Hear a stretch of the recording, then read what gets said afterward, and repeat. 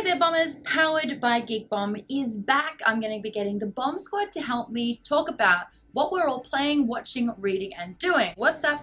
My name's Maude Garrett, Boss Bomb. Today I'm going to be doing watching, but I'm also going to be, kind of chiming in on all of the other ones as well. So let's kick things off with playing. Currently, I'm not playing as much as I should. I'm still playing Dungeons & Dragons. That happens every single week. Let me tell you, the biggest thing happened as well. Holy hell, my entire party was down. We were facing a boss. It was just me left. Everyone was either dead or incapacitated. He went to run away. I was out of spells except for just my basic ones, which you can use all the time. It's called a cantrip. So I put on a spell that slowed him down.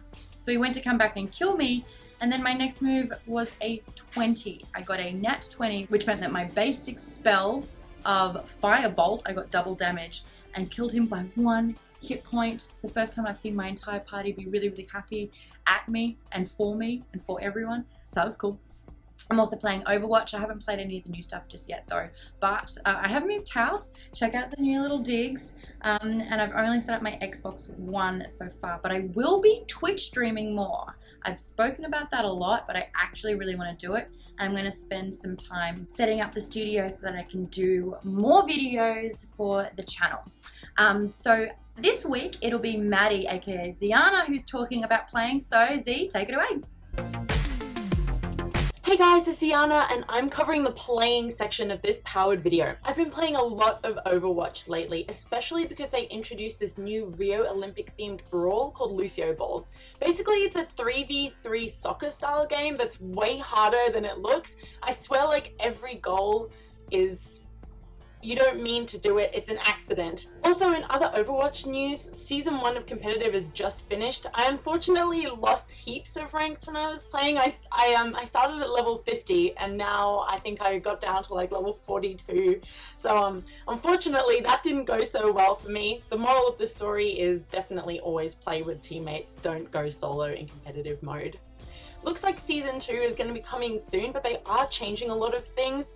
Like, for example, they're changing the entire ranking system. Now it's going to be not 1 to 100 anymore. They're also changing a lot of characters' talents, like Genji, for example. He's not going to be able to dash through venom mines or steel traps anymore. So I'm glad that he's getting a bit of a nerf. There's also a new map on the way called Eichenwalde. It's an assault escort hybrid map that's set in this castle village of Germany.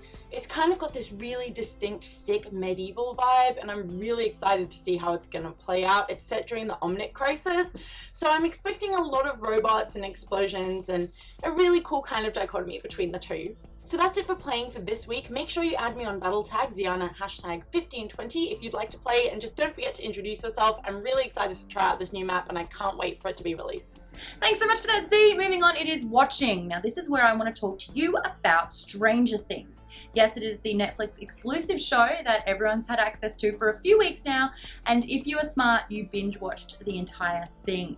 I have a lot of thoughts about this show. It's an amazing concept. It's basically nostalgia porn, especially for those who experienced the 80s in some capacity. There's so many fun facts about the directors / writers of this series, the Duffer Brothers. Their influences are mainly the two Stevens, Steven Spielberg and Stephen King. They read a lot of Stephen King novels. In fact, to get that Stranger Things font, which everyone loves so much, there is a SourceFedNERD shirt out in it as well on For Human Peoples. They actually took 15 of their favorite novels and they said that 90% of these books were Stephen King, and this graphics place sort of looked at all of these covers and came up with that title, which is amazing.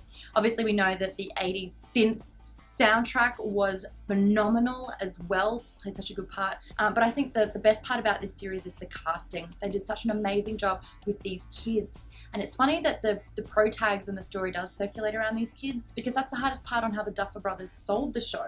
They were going to networks and the studios would say, but hold on, this is an adult show, but it's from the point of view of the kids kind of thing. Well, why would anyone watch this? Who are you trying to appeal to?